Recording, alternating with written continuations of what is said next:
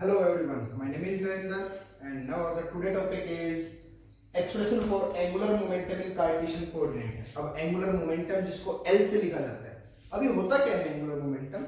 अब angular momentum के लिए मैंने ऑलरेडी लिख रखा है कि क्या कि अगर एक ऐसा टॉर्क लिया जाए that is the rate of change of some quantity, जो टॉर्क लिया है, जो अगर उसका क्वांटिटी का चेंज कर रहा है, कुछ भी जो भी टॉर्क लेंगे अगर वो उसकी क्वांटिटी को चेंज कर रहा है, दैट क्वांटिटी जो भी क्वांटिटी आएगी will be in rotation form, अगर वो रोटेशनल में आ रही है ऑफ लीनियर मोमेंटम के साथ में, that is called as angular momentum. इसको समझ नहीं आया डेफिनेशन, जब डेरिवेशन करेंगे तो उस पार्ट में जब आएगा तो मैं आपको बताऊंगा कि एंगुलर मोमेंटम होता क्या है। देखिए अब सिंपली हमें पता है क्या कि टॉर्क निकल के आया था आपके पास, एक सिंपली बात कर लेते हैं, अलोंग एक्स वाई कोऑर्डिनेट में हमने किया था तो टॉर्क क्या निकल के आया था, टॉर्क इज इक्वल टू आया था एक्स एफ वाई माइनस में वाई एफ एक्स। आया था नहीं आया था भाई? क्लियर है सभी को? ये आया था आपके पास टॉर्क निकल के, ये टॉर्क निकल के आया था along the X Y plane. किसके अकॉर्डिंग में किया था हमने? ये एक्स वाई प्लेन।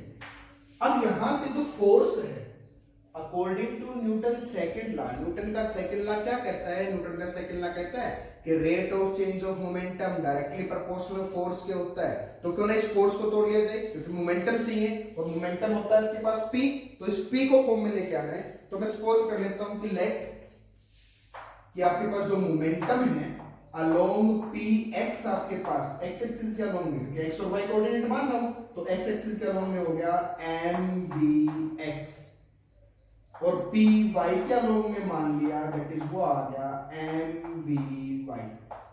समझ आया सभी को? क्लियर है? ये मोमेंटम होगा अलोंग एक्स एक्सिस और वाई एक्सिस। अब मैं क्या करूं?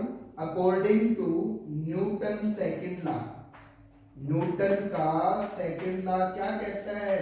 न्यूटन का सेकंड लॉ तो कहता है कि अगर rate of change of momentum कर दिया जाए, dp बाई dt कर दिया जाए, तो डायरेक्टली प्रोपोर्शनल किसके होगा? फोर्स के होगा या नहीं होगा? क्लियर है सभी को? अब यहां से rate of change of momentum along X axis भी और अलोंग वाई एक्सिस भी, देयरफॉर तो मैं लिख रहा हूं dpx अपॉन में dt, वो फोर्स किसके? डायरेक्टली प्रोपोर्शनल टू किसके फोर्स के रहेगा? fx के। तो यहां से मोमेंटम की वैल्यू मैं पुट कर सकता हूं, तो मोमेंटम की वैल्यू पुट करने के बाद आपके पास आया d बाई dt, ये रहेगा साथ में px, px की वैल्यू मैं क्या पुट कर सकता हूं? px की वैल्यू है आपके पास mvx, डायरेक्टली प्रोपोर्शनल रहेगा फोर्स, जिसको मैं k कांस्टेंट की रख लूंगा और k की वैल्यू रख लूंगा 1। आया समझ? इसी तरीके से देयरफॉर मैं क्या बोल सकता हूं कि इसी तरीके से आपके पास एक टर्म आ गई y एक्सिस के अलोंग में, the d by dt of mvy जो रहेगा वो आपके पास क्या प्रोड्यूस करेगा? fy प्रोड्यूस करेगा या नहीं करेगा? ठीक है, अब इसको समझे ना भाई? क्लियर है? अब इन वैल्यू को fx और fy की वैल्यू को इस इक्वेशन में पुट कर देता हूं टॉर्क वाली, क्योंकि टॉर्क ही एक ऐसी क्वांटिटी को चेंज करेगा जो एंगुलर मोमेंटम बनाएगा रोटेशन फॉर्म में। दैट मींस देयरफॉर यहां से torque is equal to value put करता हूं x fy की वैल्यू तो आपके पास है, that is d by dt of क्या है? xy की वैल्यू, x fy की value d by dt of m v y है या नहीं है? समझाया सभी को? माइनस में लगा दिया y हो गया इंटू fx की वैल्यू आपके पास क्या है? d by dt of mvx। समझ आया नहीं आया? क्लियर है सभी को? ठीक है, देन टॉर्क क्या बना? यहां से इसका डिफरेंशिएशन करना है। डिफरेंशिएशन के लिए क्या करूं? मैं क्या करता हूं, x m बाहर ले लिया, d बाई dt ऑफ बच गया आपके पास vy, माइनस में y m बाहर ले लिया, सिर्फ आपके पास बच गया d by dt of vx। ठीक है, अब आगे then torque is equal to, मैं यहां से क्या करता हूं, ओवरऑल मास मैंने ले लिया बाहर, मास भाग लेने के बाद आपके पास इक्वेशन क्या बची अंदर, x dvy अपॉन में dt माइनस में y dvx by dt। समझ आया नहीं है? क्लियर है सभी को?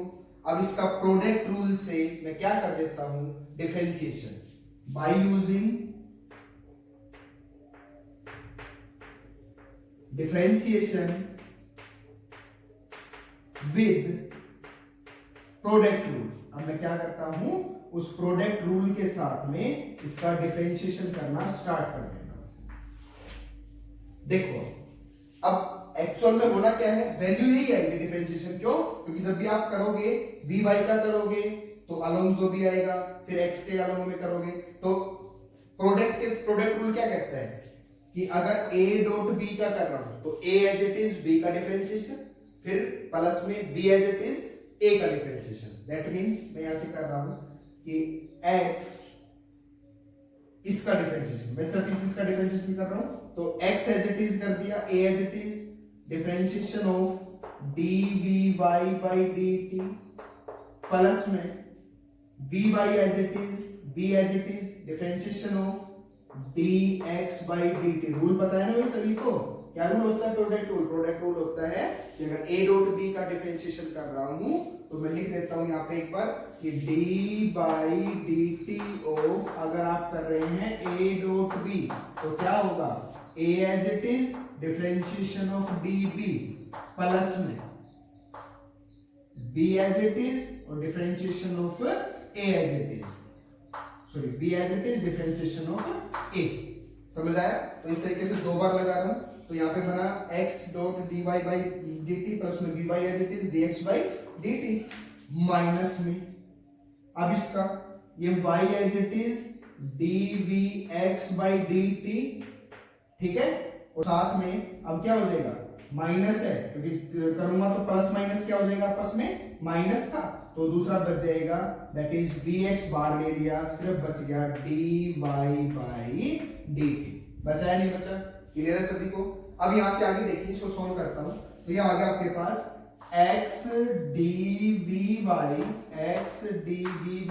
dt प्लस में vy इनटू में dx by dt, displacement upon time, velocity बनाएगा, वेलोसिटी बनाएगा वो भी किसके अलोंग में, x एक्सिस के अलोंग में। समझ आया नहीं आया भाई? ठीक है, माइनस का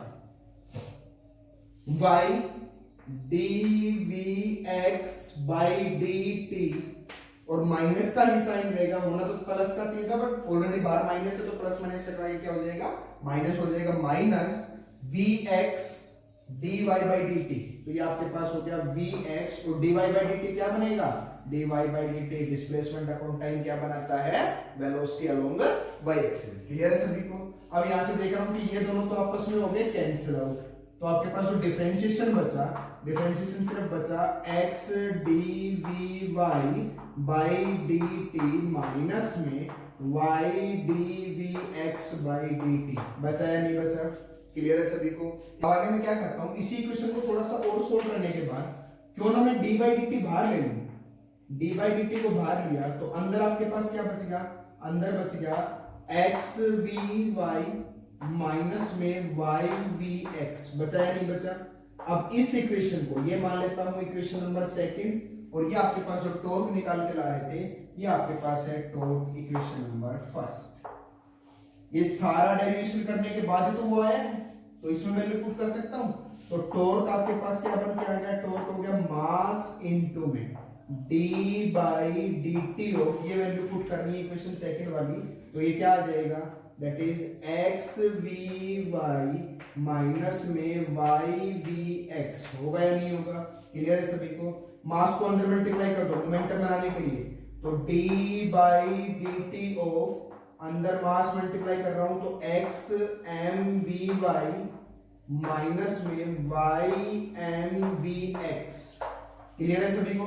ठीक है, यहां अंदर मास से अंदर मल्टीप्लाई किया है, देन टॉर्क क्या बना, टॉर्क बना d by dt of into में x, बट ये m v y मैं देख रहा हूं तो हमारा क्या है py, तो इसकी वैल्यू पुट कर दी, तो ये आपके पास आ गया पी वाई माइनस में वाई, और एम वी एक्स क्या है, एम वी एक्स हमने मान रखा है पी एक्स, और ये ही वो क्वांटिटी है जो चेंज करेगा, जो मैंने लिख रखा है कि इट इज द क्वांटिटी, जो सम क्वांटिटी चेंज करेगा, दैट क्वांटिटी रोटेशनल, अब वो रोटेशन हो रहा है अलोंग द टॉर्क, टॉर्क के साथ वो क्या हो रहा है, rotation, this quantity is termed as L, इसको बोला गया एंगुलर मोमेंटम। समझ आया नहीं आया, क्लियर है सभी को? अब इसको एक फॉर्म में आप ऐसे लिख सकते हैं,